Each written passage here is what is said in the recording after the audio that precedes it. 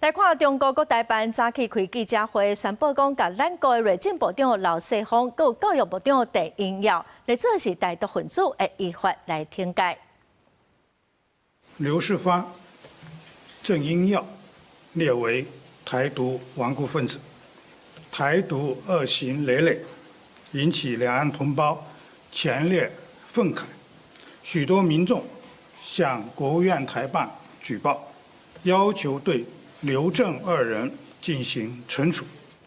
陈炳华阁宣布讲，台湾高等检察署的检察官陈淑仪是台独的他手帮凶，会来追究责任。目前包括前行政院长苏贞昌、前立法院长游锡堃，佮国安会秘书长吴钊燮，民进党的立委沈碧阳，佮前联电的董事长周兴成等人，拢是互中国来做是台独分子。赖清德总统嘛爱行政院甲国安会建立受害者通报联络甲保护的机制，针对甲中国斗抗进行跨境镇压的在地协力者嘛爱严格来处罚。